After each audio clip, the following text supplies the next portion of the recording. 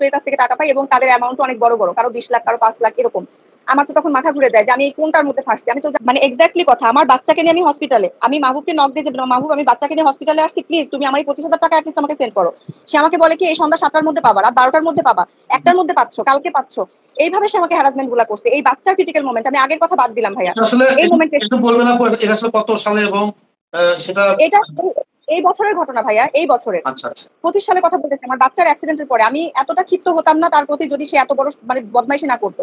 আচ্ছা এরপরে সে আমার টাকাটা দিল না। আমার ফ্রেন্ড যে এসআই তাকে বলছে আমি টাকা দিয়ে দিব, অমুক দিন ডেট দিব, এসআই কে পর্যন্ত সে ডেট দিয়ে ঘুরাইছে। আচ্ছা এটার প্রমাণও আছে। এরপরে আমি আমার বড় বোনকে দিয়ে নক করাই, বড় বোনকে সে বহুদিন ডেট দিছে। এরকম করতে করতে সে মার্চ গেছে, এপ্রিল গেছে, ঈদ চলে আসছে, তার ডেট আর আসে নাই, তার কর্মদিবসও ফুরায় নাই। এট লাস্ট সে আমাকে, আমি যখন বলছি আমি তোমার বাসায় যাবো, সে আমাকে বলে তুমি আমাকে হুমকি দিচ্ছ, আমি তোমার নামে উল্টা থানায় মামলা করবো।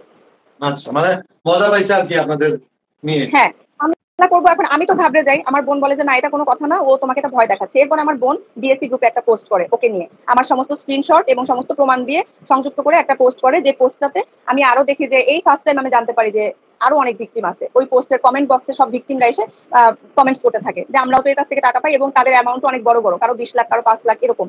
আমার তো তখন মাথা ঘুরে যায় যে আমি কোনটার মধ্যে ফাঁসছি। আমি তো জানতাম না যে এই লেভেলের বাটপার। সেটা হচ্ছে যে তো এরপরে শুধু আপনি না আপনার মধ্যে 103 জনের থেকে সে টাকা নিছে হ্যাঁ, এবং এটা হচ্ছে যে পোস্ট দেওয়ার পরে জানছি, ঈদের আগে যখন পোস্টটা দিচ্ছে আমার বড় বোন, সেখানে আমি জানছি। তো এই হচ্ছে বিষয়। এরপরে আমার বাবা এখন বর্তমানে এত মাত্রার অসুস্থ, তার বুকে পেসমেকার বসাইতে হবে এবং সিআরটিডি পেসমেকার, যেটা 14,81,000 টাকা দাম। আচ্ছা আমি এই মুহূর্ত পর্যন্ত একে আমি বলছি যে তুমি আমার টাকাটা রিফান্ড করো। সে আমাকে বলে যে আমি নাকি আমার বাচ্চার অসুস্থতা নিয়ে, আমার বাবার অসুস্থতা নিয়ে নাকি সিম্প্যাথি ক্রিয়েট করি।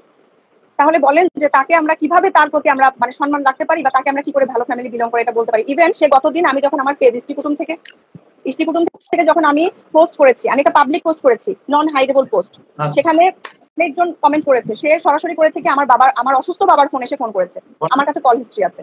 এবং আমি ঈদের আগে, সরি একটু ইনক্লুড করি, আমি ঈদের আগে ওর মাকে ফোন করেছিলাম, কারণ আমি তার কাছে পাওনাদার। আমি ওর মাকে ফোন করেছিলাম যে আন্টি আমার টাকাটা প্রয়োজন, আপনি আপনার ছেলেকে বলেন, সে তোমার ফোন রিসিভ করে না, টাকাটা যেন আমাকে সে দিয়ে দেয়। ওই আন্টি আমাকে ডেট দেয়, বলে তুমি ঈদের পরে 7-8 তারিখের দিকে টাকা পেয়ে যাবে, এত টাকা কি কেউ বাসায় নিয়ে বসে থাকে, ব্যাংক খুলো তোমাকে টাকাটা দিয়ে দিবে। আপনি টাকা পান, আপনাকে টাকা দেওয়ার জন্য শেয়ার হুমকি দামকি দিচ্ছে এবং মামলার করেছি ভাইয়া টাকাটা নেওয়ার জন্য, পাই যে এটা জানানোর জন্য। সে আমার বাবাকে কোন পারপাসে ফোন দিতে পারে? সে আমার বাবার নম্বরে ফোন দিয়েছে, আমার অসুস্থ বাবার নম্বরে ফোন দিয়েছে, আমার মাকে হুমকি দিয়েছে যে আপনার মেয়ের নামে আমি দুদকে মামলা করব, আপনার মেয়ে হচ্ছে পোস্ট করেছে, পোস্ট ডিলিট করতে বলেন, তাছাড়া খবর আছে, আমি এই করবো এই করবো। আমার মা তো এটা নিয়ে মানে সে অসুস্থ হয়ে গেছে, কি ব্যাপার, এটা কেন হচ্ছে, এটা কি ধরনের কথা? তার আগের দিন আমরা বেশ কয়েকজন ভুক্তভোগী মিলে তার ওই বাসা বলতে তার মামার বাসা, তার বাসা ওইদিকে আমরা গেছিলাম তার সাথে মিট করার জন্য। সে মিট করে নাই আমাদের সাথে, আমরা মীমাংসা করার জন্য গেছিলাম, সে মিট করে নাই। তার পরের দিন সে আমার বাবার নম্বরে ফোন দিয়েছে, আমার অসুস্থ বাবার নম্বরে ফোন দিয়েছে হুমকি দেওয়ার জন্য।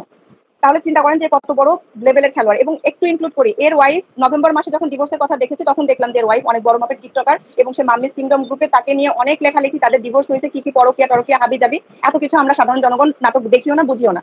তো আমি ওনার ওয়াইফকে নক করেছিলাম যে আপনার সাথে একটু কথা আছে, আমি কথা বলতে চাই, আপনার হাজবেন্ডের সাথে আমার এরকম একটা লেনদেন আছে, প্লিজ আপনি ওনাকে একটু কমিউনিকেট করার ব্যবস্থা করেন, অথবা ওনার বাসার অ্যাড্রেসটা আমাকে দেন। তো উনি সরাসরি ডিনাই করে এবং উনি কোনো রেসপন্স করেন। আপু একটা জিনিস একটু বলবেন, সেটা হচ্ছে যে তিনি আসলে যখন টাকাটা আপনার থেকে নেয় তখন কিন্তু এই টিকটকার তিশাকে তখন তার মানে ওয়াইফ ছিল। হ্যাঁ অবশ্যই ওয়াইফ ছিল। বিষয়টা সে জানতো, অবশ্যই জানতো। এখন আমি এটা সিওরিটি দিব না সে জানতো কিনা, বাট ওয়াইফ থাকাকালীন তার হাজবেন্ডের ইনকাম সোর্স যে সে একদমই জানে না। সে যতই ইনকাম করুক, ভাইয়া আমি নিজেও একজন চাকরিজীবী, আমার হাজবেন্ডও চাকরিজীবী, তাই বলে কি আমি জানবো না যে আমার হাজবেন্ড কোথা থেকে টাকা নিয়ে আসতেছে? সেটা হচ্ছে যে ফয়সাল ভাই আপনি তো যুক্ত আছেন, একটু বলবেন আসলে মূল ঘটনা। আপনি আমাকে মিউট করে দিবেন ভাই, আমাকে একটু মিউট করে দিবেন। আচ্ছা ঠিক আছে। আচ্ছা, আসসালামু আলাইকুম। আমার নাম হচ্ছে এসএম ফয়জুর রহমান ফয়সাল।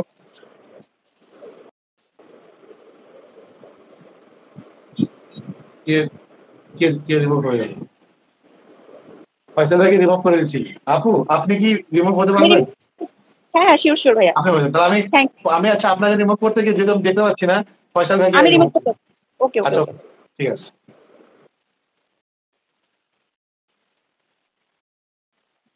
নীল আপনি একটু রিকোয়েস্ট পাঠাবেন, আপনি নতুন করে।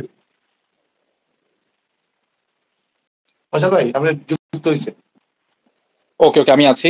নীলা আপা যুক্ত হোক, সমস্যা নাই। উনি আসলে পারতেছেন না, তো উনি আসলে নীল হচ্ছে আপনি নীলা বলছে আপনি হচ্ছে টোটালি লাইভটা ক্লোজ করবেন, করে হচ্ছে নতুন করে রিকোয়েস্ট পাঠাবেন। তাহলে আপনি ফয়সাল ভাই বলবেন আসলে এই মাহবুবটা আসলে কে এবং আপনার সাথে কি প্রতারণা করছে।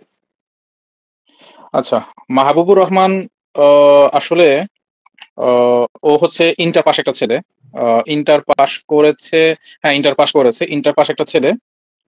তো ও হচ্ছে ওর সাথে প্রথম ইন্টারাকশন হয় আমার হচ্ছে 2015 সালে। 2015 সালে আমি আমার ব্যাকগ্রাউন্ডটা বলি। আমি হচ্ছে 2012-13 সাল থেকে ফেসবুক ভিত্তিক যে এফ কমার্সটা স্টার্ট হয়, তো প্রথম দিককার পায়োনিয়ারদের মধ্যে হচ্ছে আমি একজন, যারা ফেসবুকে হচ্ছে আপনার বাইরে থেকে প্রোডাক্ট আমরা পারচেস করে নিয়ে আসি। তো সেই সুবাদে হচ্ছে অনেক হচ্ছে ফিমেল যারা হচ্ছে উদ্যোক্তা আছে, তারা এই বিজনেসে আসতে চাচ্ছিল, কিন্তু হচ্ছে তারা প্রপার একটা গাইডলাইন্স পাচ্ছিল না। তো সেই ক্ষেত্রে হচ্ছে আমি যখন বিজনেসটা শুরু করি, মানে আমি এমন এমন বাধার সম্মুখীন হয়েছি যে আসলে হচ্ছে একটা ছেলে হয়ে আমি এই যে পরিমাণ ভুগছি, তো একটা মেয়ে হচ্ছে সেই পরিমাণ ভুগতে পারবে না। তো আমি তখন তাদেরকে করলাম কি, আমি আমার এন্ড থেকে হচ্ছে তাদেরকে ফ্রি অফ কস্ট, একদম ফ্রি অফ কস্ট আমি আমার ওয়্যার হাউসের অ্যাড্রেস দিছি, আমার হচ্ছে শিপিং কনসাইনমেন্ট আমি তাদেরকে দিয়ে দিছি, যে বলছি যে আপনারা আমার শিপিং অ্যাড্রেস ইউজ করেন, আমার শিপিং সবকিছু ইউজ করেন, আমি হচ্ছে আপনাদের প্রোডাক্ট আপনাদের কাছে পৌঁছায় দেবো। এবং এখানে কিছু কিছুর সাথে হচ্ছে বিজনেস ডিল হয়েছে, কিছু কিছুতে হচ্ছে আমি ফ্রি অফ কস্ট, মানে যেটা কস্ট হচ্ছিল আমি সেই কস্টে হচ্ছে তাদের কাছ থেকে নিচ্ছিলাম। তো এমন করে আমি আপনি অ্যাকসেপ্ট করলেই হয়ে যাবে। আপনি বলেন, কন্টিনিউ করেন, পছন্দ। তো এরপর যেটা হয়েছে, ওই এরকম ভাবে একটা মেয়ে আমার কাছে আছে, ওর পেজের নাম ছিল নির ওনার নিশি। ওই পেজ থেকে হচ্ছে ও হচ্ছে বিজনেস করতো। তো বাইরে থেকে হচ্ছে ইউএসএ থেকে প্রোডাক্ট আনার জন্য কসমেটিক্স আইটেম ও হচ্ছে ডলার কিনতে চাচ্ছিল। হ্যাঁ, তো ডলার কিনতে চাওয়ার জন্য তখন ডলার অ্যাভেলেবেল ছিল না। হ্যাপি মনি নামে একজন লেখছে আমার, তিনি লেখছে আমার টাকা 3 লাখ যখন অসুস্থ হই টাকা চাইলে দেয় না, আজকে 2 বছর, মানে তার থেকে অলরেডি 3 লক্ষ টাকা নিছে। জি, মানে এতদিন আপনারা কোনোভাবে একটা বাটপার সেটা উদাহরণ না। আচ্ছা, আমি ব্যাকগ্রাউন্ডটা শেষ করি। তো ব্যাকগ্রাউন্ডটা শেষ করলে বুঝতে পারবেন আসলে কাহিনীটা কি হয়েছে। তো তারপর হচ্ছে যেটা হয়, নির ওনার নিশি হচ্ছে ওই ডলার লাগবে বলে পোস্ট দেয়। তো সেখানে হচ্ছে মাহবুবুর রহমান আরমান ওই মেয়েকে হচ্ছে নক দেয় যে আমার হচ্ছে ইউএসএ তে লোক আছে, আমি আপনার প্রোডাক্টটা কিনে বাংলাদেশে শিপিং করে নিয়ে আসতে পারবো, আপনি আমার সাথে হচ্ছে কন্ট্যাক্ট করতে পারেন। তো ওর প্রোফাইল হচ্ছে দেখবে যে গেলে হচ্ছে অমুক তমুক হ্যান ত্যান অনেক কিছু, হ্যাঁ, অনেক ভিআইপি মানুষ। তো সেই মেয়ে হচ্ছে সেই প্রোফাইলটা ভেরিফাই না করেই ওগুলোতে বিশ্বাস করে ওর কাছে হচ্ছে ৭৯,০০০ টাকা দিয়ে দেয়, ৭৯,০০০ টাকা টোটাল দিয়ে দেয়। আমার ৩,৪০,০০০। আমি আপনার এই ব্যাপারে ভালো করে জীবনটা শেষ করে দিচ্ছি। তো এরপর যেটা হইলো, ওই মেয়েটা প্রায় ৬-৭ মাসের মতো ঘুরলো। ঘুরার পর সেই প্রোডাক্টের পারচেস হিস্ট্রিটাও দিচ্ছে না, কারণ ৬ মাস ধরে হয়ে গেছে। তাকে তো হচ্ছে তার কাস্টমার থেকে তো টাকা নিছে, সেই কাস্টমাররাও তো তাকে হচ্ছে চোর বাটপার বলা শুরু করছে অলরেডি। কারণ ইউএস এর শিপমেন্ট বড় জোর ১.৫ মাসের মধ্যে চলে আসে, সেখানে হচ্ছে ৬-৭ মাস হয়ে গেছে প্রোডাক্ট আসতেছে না। তো সে নিজে থেকে রিফান্ড দেওয়া শুরু করছে। তখন হচ্ছে আমার কাছে আসছে। তখন আমি বলি যে ঠিক আছে, সমস্যা নেই, আমি দেখতেছি কি করা যায়।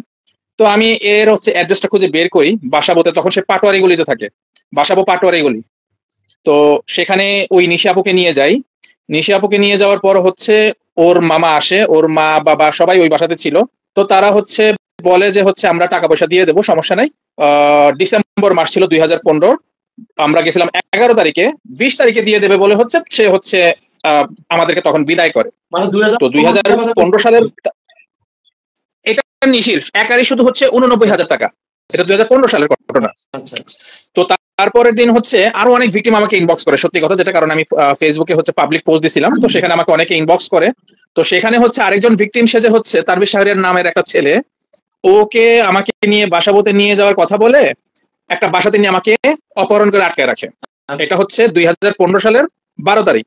এবং সেখানে গিয়ে হচ্ছে ওই যে আমি আমার প্রোফাইলে একটা ভিডিও আপলোড করছি, সেখানে হচ্ছে আমাকে আটক রেখে আমার মোবাইল নিয়ে নিল, আমার ফেসবুক, আমার জিমেইল, আমার আইফোন 6s প্লাস পুরাটাই হচ্ছে সে নিয়ে নিল। নিয়ে সেখান থেকে আমার ফেসবুক প্রোফাইল থেকে হচ্ছে সে পোস্ট দিল, আমাকে একটা জোর করে ভিডিও ধারণ করে যে আমি ব্যক্তি স্বার্থের জন্য হচ্ছে এটা করতেছি, নিশি তার টাকা পেয়ে গেছে, সাবমিহাল সাইকা নামের আরেক মেয়ে ছিল, তার টাকাও সে পেয়ে গেছে। মানে এরকম হচ্ছে মিথ্যা কথা বলে হচ্ছে একটা পোস্ট, মানে আমাকে দিয়ে হচ্ছে একটা ভিডিও শেয়ার করা। তো শেয়ার করার পর হচ্ছে সেই নিশি হচ্ছে সেই পোস্ট, এটা 2015 সালে। তার মানে হচ্ছে তার সাথে অবশ্যই কোনো দলের হাত ছিল, প্রশাসনের লোক ছিল, নাহলে আপনাকে এভাবে কিভাবে ইয়ে করে। জি, আমি আসবো, আমি সবই আসবো। তো তারপর যেটা হয়েছে, এখানে ওর মামার বাসাতে যখন আমাকে আটকায়, তো ওই ভিডিওটা ছাড়ার পর নিশি নামের মেয়েটা হচ্ছে কমেন্ট করে যে আপনি আমাকে 20 তারিখে ডেট দিচ্ছেন, আপনি আজ আমাকে গতকাল কবে টাকা দিয়ে দিচ্ছেন, তখন সে হচ্ছে তার যে চ্যাট আছে তার সাথে যে চ্যাট হয়েছে সেই চ্যাটটা হচ্ছে সে হচ্ছে যখন আমার কমেন্টে হচ্ছে দিয়ে দেয়, ও ভিডিওটার সাথে সাথে হচ্ছে মানে ক্যান্সেল করে দেয়, আমার প্রোফাইল থেকে ক্যান্সেল করে দেয়। তো যাক, তখন হচ্ছে আমার ওই যে আমার ফ্রেন্ড সার্কেল বলেন বা হচ্ছে ওই যে ডিএসসি যে গ্রুপটা ছিল, এখন বর্তমানে হচ্ছে ডু সামথিং এক্সেপশনাল নামে সম্ভবত আছে। তো ওই গ্রুপের মধ্যে হচ্ছে এটা পোস্ট যায়, এটা মানে পোস্ট হয়, তখন ভাইরাল হয় এটা। তো সেই পোস্ট থেকে হচ্ছে অনেকেই হচ্ছে আমাকে জানতো, তারা হচ্ছে সবুজবাগ থানাতে হচ্ছে এটা হচ্ছে কমপ্লেন করে যে সবুজবাগ থানাতে এই ছেলেটা ওনাকে আটকে রাখছে, ওনাকে আটকে রেখে হচ্ছে ভিডিও করতেছে। তো থানার হচ্ছে থানা থেকে যখন ওকে হচ্ছে ফোন দেয় তানভীর শাহরিয়ার অনেক প্লাস মাহবুবুর রহমান আরমানকে, তখন তারা হকচকিয়ে হচ্ছে আমাকে সবুজবাগ থানাতে হচ্ছে আমাকে নিয়ে যায়। তো নিয়ে যাওয়ার পর হচ্ছে যেটা হয় যে তারা তো হচ্ছে খুব ভয় আছে যে এখন যদি নাকি উল্টাপাল্টা কিছু হয়ে যায় তাহলে তাদের সমস্যা হয়ে যাবে। তো হ্যাঁ, মাহবুবুর রহমানের মা সেদিন আমাকে হচ্ছে তার বাসা থেকে খাবার এনে খাওয়াইছে, এটা চেক করার জন্য যে আমি ওখানে কোনো কমপ্লেন দেই কিনা। হ্যাঁ, অনেক মানুষজন জড়ো হয়ে গেছিল আর আমি হচ্ছে মেন্টালি তখন হচ্ছে ট্রমার মধ্যে ছিলাম, কি করব না করব। আমার চাচা এসে তখন হচ্ছে সবুজবাগ থেকে হচ্ছে আমাকে নিয়ে যায়, সবুজবাগ থানা থেকে আমাকে নিয়ে যায় আমার চাচা এসে। আচ্ছা, এটা গেল 2015 সালের কাহিনী গেল। হ্যাঁ, তারপর আমার কিন্তু মোবাইল, আমার ফেসবুক, আমার জিমেল তাদেরই কিন্তু হাতে ছিল, তাদের হাতে ছিল। এটা হচ্ছে 3 দিন 4 দিন পর, সম্ভবত 4 দিন পর হচ্ছে আমাকে দিয়ে দেওয়ার কথা সবকিছুই। বাট সেই যে শুক্রবার, আজ পর্যন্ত হচ্ছে সেই শুক্রবারের মিটিং এখনো পর্যন্ত হয় নাই। এটার হচ্ছে ভয়েস রেকর্ড আমার কাছে আছে, সেদিন আটকায় রাখার পর ওই যে ভিডিওটা যে করছিল সেই ভিডিওটা আমার কাছে আছে, যেটা আমি পোস্ট করছি। আর ওর মামা যে হচ্ছে মামার বাসা যে আমাকে আটকে রাখছিল, মাহবুবুর রহমান আরমান আমার মোবাইলে একটা ছবি তুলে, সেই ছবিতে হচ্ছে তার মামা এবং তানভীর শাহরিয়ার অনেক মাঝখানে আমাকে জেরা করতেছে, ভিডিও করতেছিল সেই ভিডিওটা। এটা হচ্ছে সেই ছবিটা হচ্ছে লিক হয়ে যায়, লিক হয়ে যাওয়ার পর সেই ছবিটা আমার কাছে চলে আসে। তো আজ পর্যন্ত আমি সেই মোবাইল পাই নাই। তো এইটা করতে গিয়া ওই যে আপনি যে বললেন যে প্রশাসন বা হচ্ছে একটা গ্রুপ গ্যাং, এখন ওই টপিকটাতে আসতেছি। তো সে হচ্ছে জাস্টিস ফর উইমেনে হচ্ছে সে হচ্ছে জয়েন করে। হ্যাঁ, ওইটা একটা দালাল গ্রুপ ছিল, নারী ভিকটিমদের কথা বলে, সেখানে হচ্ছে ওই নারী ভিকটিমদের হচ্ছে ভিডিও যে ভাইরাল হতো তখন, হ্যাঁ, ব্ল্যাকমেল করার জন্য বা হচ্ছে অনলাইনে ভাইরাল করতো, সেই ভিডিওগুলো দেখে দেখে হচ্ছে তারা হচ্ছে ইন্টারনালি হচ্ছে যে চ্যাট হইতো। এখানে একজন লাইভ দেখতেছে, নাম হচ্ছে হাসিনা খাতুন, এই মেয়েটা আছে সম্ভবত। আনফরচুনেটলি তখন সে আমাকে অনেক খুঁজছে মাহবুবুর রহমান আরমানের হয়ে বা হচ্ছে জাস্টিস ফর উইমেনের হয়ে, আমাকে হচ্ছে কট দেওয়ার জন্য, কট খাওয়ানোর জন্য। বাট আনফরচুনেটলি এখন সে হচ্ছে আমার ব্যাচমেট, এটা জানতে পারি আর কি।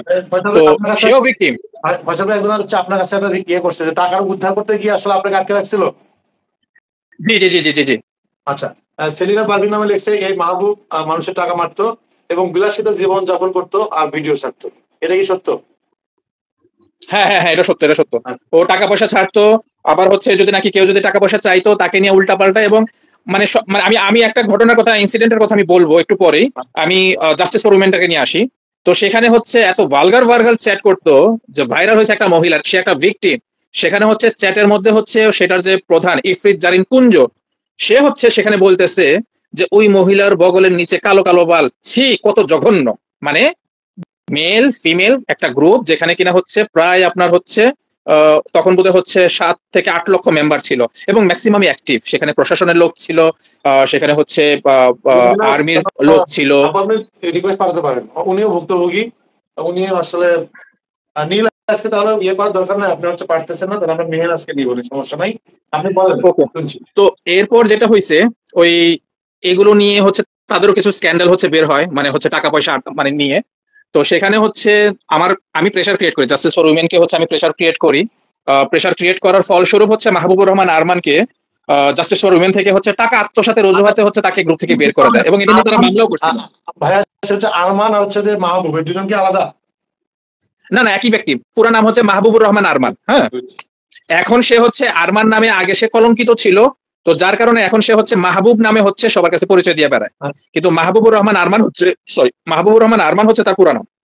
তো এই Mahbubur Rahman Arman justice for women থেকে একটু যদি যোগ করি, বুঝিনি অনেকে দেখছে সেটা হচ্ছে ওর আসল বাসা কোথায়, থাকতেন কোথায় এবং দেশের বাড়ি কোথায়, একটু যদি বলতেন। আমার নাকি মাহবুবের? মাহবুবের অবশ্যই। মাহবুবের হচ্ছে গ্রামের বাড়ি হচ্ছে কুমিল্লা, গ্রামের নাম হচ্ছে আলগি, উপজেলা হচ্ছে আপনার মেঘনা, জেলা হচ্ছে কুমিল্লা। আচ্ছা আচ্ছা। আর ওই সময় থাকতো হচ্ছে সবুজবাগ থানার বাসাবোর পাটোয়ারি গলিতে। হ্যাঁ, বাসাবোতে পাটোয়ারি গলিতে থাকতো। এটা গোরান আর বাসাবোর মাঝখানে একটা স্পেস, পাটোয়ারি গলি নামে সবাই চেনে। 107। সেটা হচ্ছে যে ওর সাথে আসলে মানে ওই একাই এগুলো করতো নাকি ওর সাথে আরো কেউ যুক্ত ছিল? হ্যাঁ, জাস্টিস ফর উইমেনের যে গ্রুপটা ছিল না তখন পর্যন্ত সে হচ্ছে সলো ছিল, জাস্টিস ফর উইমেনে হচ্ছে জয়েন করার আগে সে একা